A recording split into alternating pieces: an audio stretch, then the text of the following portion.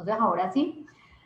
¿cuál es la capacidad del establecimiento penitenciario? ¿Cuál es su ocupación? ¿Y cuál es el número de sindicados? Ya el doctor Harvey hizo una muy buena ampliación. Tenemos, como lo dijo el señor Personero, 5.105 personas privadas de la libertad allí. La tasa del hacinamiento está por encima del 156%, no el 56%, sino estamos en una hacinamiento, en una capacidad de 156.5%.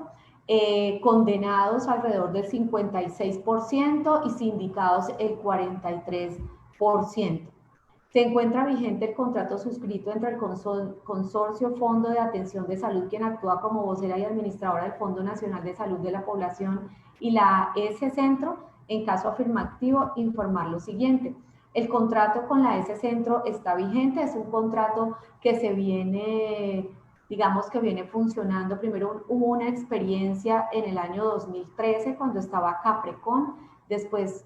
la S Centro dejó de prestar los servicios 2014-2015, se reinició el convenio a finales en el 2016 y ya el contrato fue hecho ya con Fidu Previsora. En este momento, ¿qué incluye el contrato? Lo que está incluido en el contrato es una atención, prestación de servicios de salud de baja complejidad, es decir, todo lo que tiene que ver con promoción y prevención, entrega de medicamentos, manejo de personas en los programas, como por ejemplo programas cardiovasculares con entrega de medicamentos, programas de salud sexual y reproductiva con entrega de medicamentos, tratamiento de tuberculosis, tratamiento de sífilis, que son una de las enfermedades que son más frecuentes allí. Al interior son servicios de baja complejidad principalmente. Se tuvo un otro sí en agosto 31, este otro sí que se tuvo el año pasado y que se, digamos, este año se amplió este convenio que se había firmado en agosto, ampliando las actividades con relación a la toma de muestras para COVID y ampliación de recurso humano para dar respuesta a la emergencia sanitaria. ¿Cuáles son las actividades desarrolladas por la Secretaría de Salud en Cali en atención a las personas recluidas en el centro penitenciario? Detallando los sindicados, personal administrativo y guardas del INPEC. Bueno, yo antes de entrar en detalle en esto, quiero un poco relatar lo que hemos hecho con la cárcel. Cuando iniciamos la pandemia desde el mes de marzo y se declaró la cuarentena el 21 de marzo, inmediatamente la primera semana de abril, el 9 de abril, dimos inicio a mesas de trabajo con la dirección de la cárcel,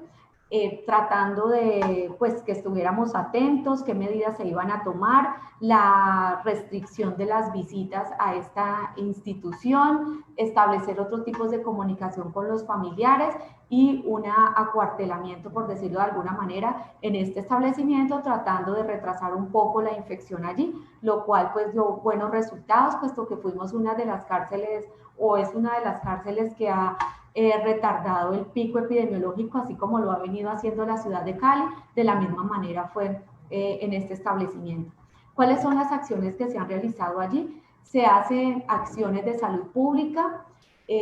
acompañado de personal de la Secretaría de Salud. Tenemos más de 5 personas allí acompañando, una persona responsable de hacerle seguimiento y de estar en permanente contacto con la S Centro, con la Fidu Previsora. Además de que establecimos una mesa de trabajo desde el 2, o sea, además de las que ya se tenían estas reuniones periódicas con el ente, una vez tuvimos el primer caso, inmediatamente se estableció una mesa de trabajo donde participaron todas las entidades como fueron la USPEC, el INPEC, la Fidu Previsora, la dirección de la cárcel, la Secretaría de Salud Municipal y la Red de Salud del Centro, tratando de establecer y de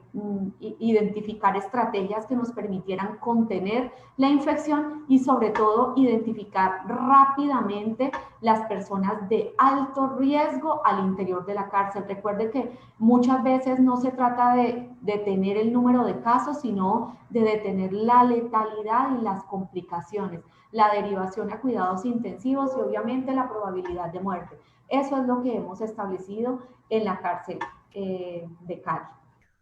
Entonces, se han realizado búsqueda activa, toma de muestras, inmediatamente el primer caso se hicieron cercos epidemiológicos,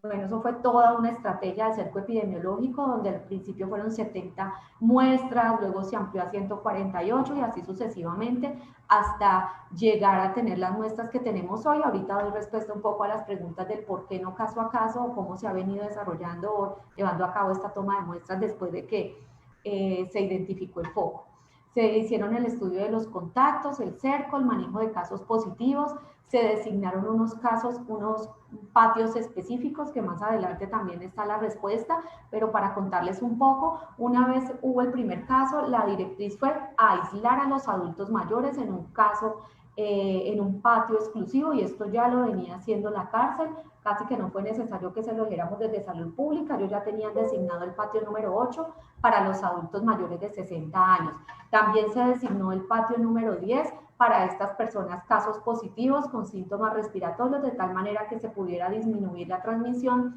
en los demás patios, puesto que son los sintomáticos respiratorios los que pueden transmitir más el virus, ¿no? Entonces se designó el patio 10 para estos casos positivos, se designó el patio número 5 para estas personas que no son adultos mayores, no eran positivos, pero tenían otro tipo de comorbilidades, como por ejemplo los que requerían diálisis, que pues también teníamos que proteger. Entonces fueron aislados en el patio 5, también